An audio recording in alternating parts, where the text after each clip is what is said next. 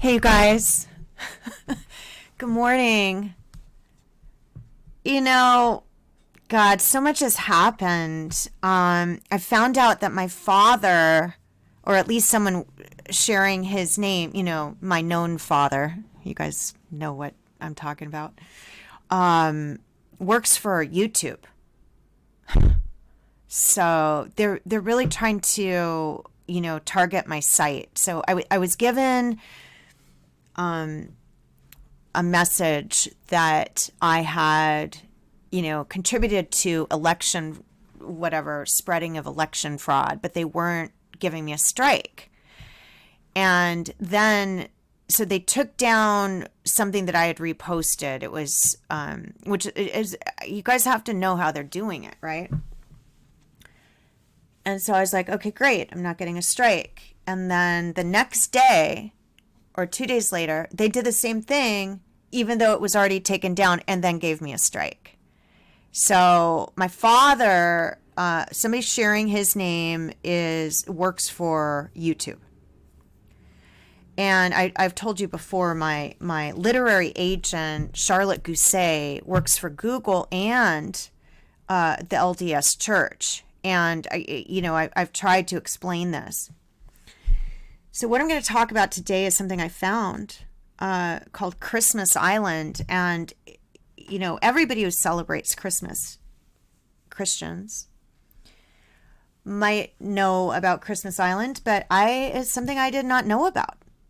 And I think you should read it, because there's the territory of Christmas Island. Remember, TikTok, Time's Up, all that stuff. And there's an Australian external territory comprising the island of the same name, and it's located in the Indian Ocean. So what they're doing, they did something where refugees coming to the island were not granted refugee status. They were not granted any status. They were just non-persons with no rights at Christmas Island. And then they were kept as indentured servants permanently. And I believe this is the pass-through island,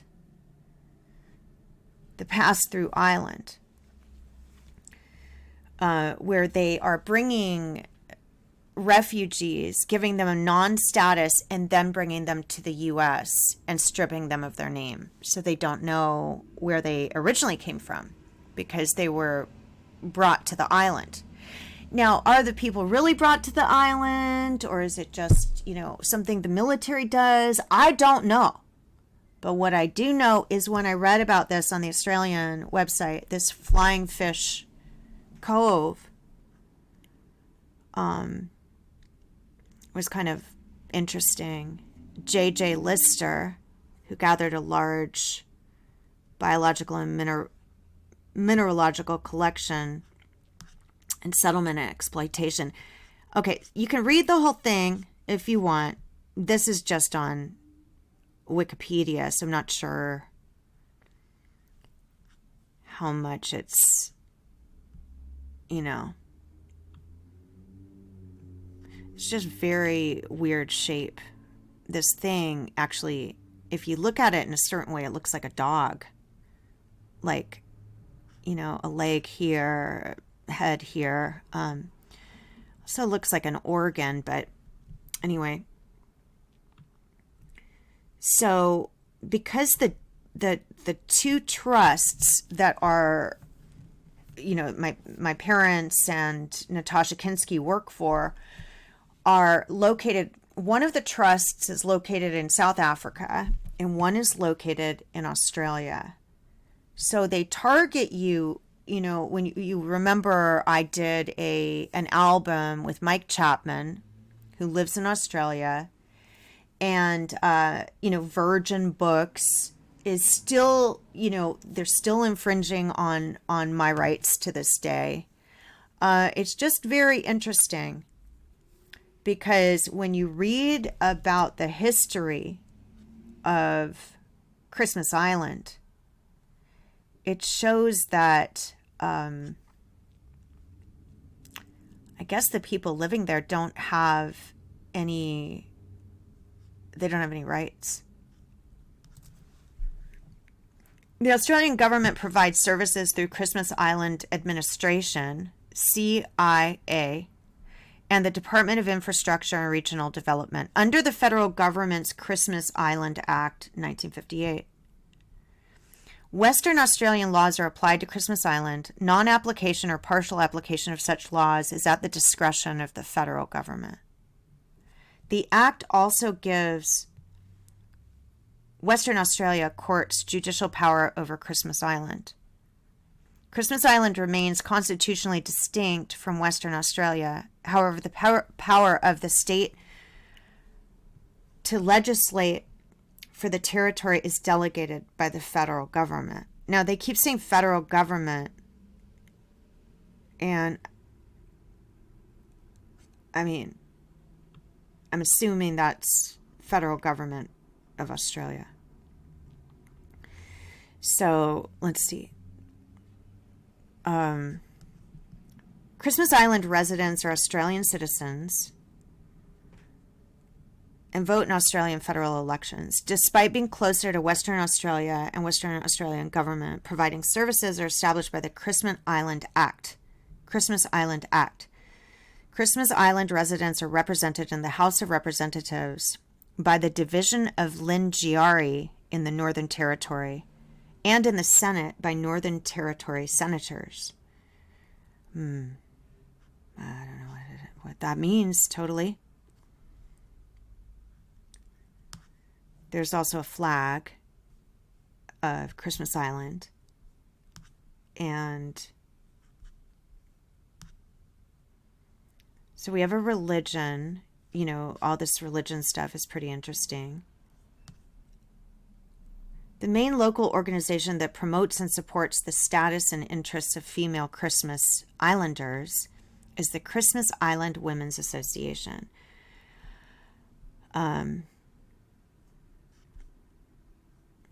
It's got flora and fauna, media. Christmas Island has access to a range of modern communication services. And see this wow? I mean, people were putting wow under me, you know, on Facebook a lot of the time. So it's just interesting when I look at this.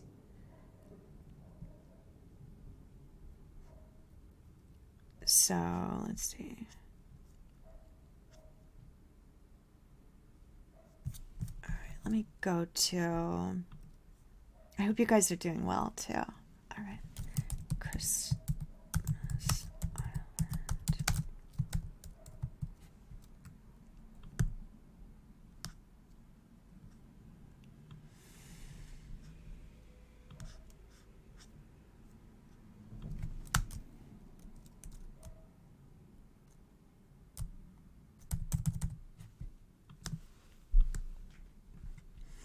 So this is the part that I want you guys to know about. Christmas Island Detention Center. Christmas Island Immigration Reception and Processing Center, IRPC, or commonly just Christmas Island Immigration Detention, is an Australian immigration detention facility located on Christmas Island. So remember I told you how they're using the word Christmas. Said the center closed in 2018. The Morrison government announced plans to reopen the center after Parliament passed a bill known as the Medevac Bill. All right. The Australian government has a policy and practice of detaining in immigration detention facilities non-citizens not holding a valid visa, suspected of visa violations, illegal entry, or unauthorized arrival, and those subject to deportation and removal in immigration detention until a decision is made, right? It's just weird. So I think that what they're doing is, I thought of this one girl I knew. She said that her husband had saved her from a fate worse than death, which is being held as a slave, as an indentured servant in this country. And they sometimes refer to us as Cinderellas because they do burn us. And they do hurt us, and we are being kept as slaves. And this is just crazy. So, anyway, I just wanted to show you this.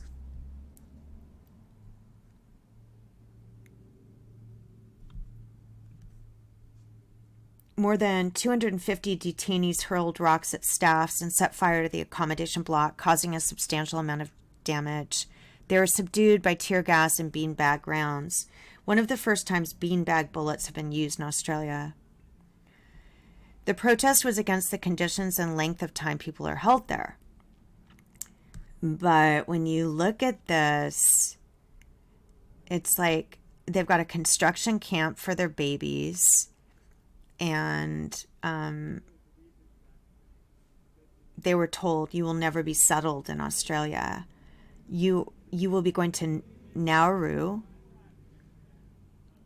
and it's formerly known as Pleasant Island. And what is odd about this is Vicky Diamond of Frankel's office, Lasky Clinic, would always talk about Pleasant, how pleasant the experience was. Pleasant, pleasant, pleasant.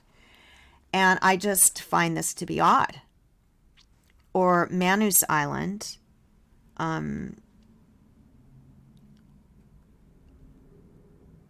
But this one is just strange.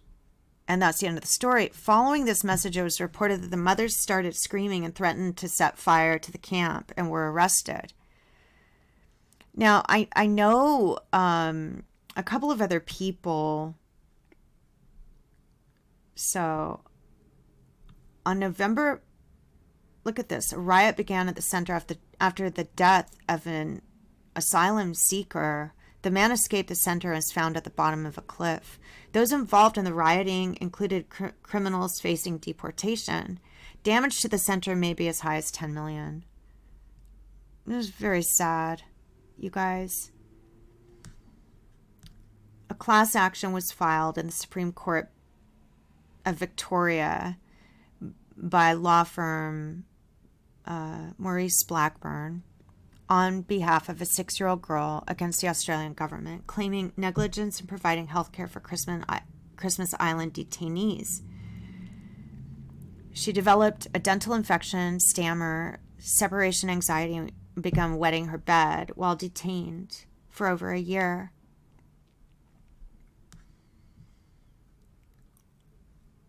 And then they closed it. And then they're going to reopen it.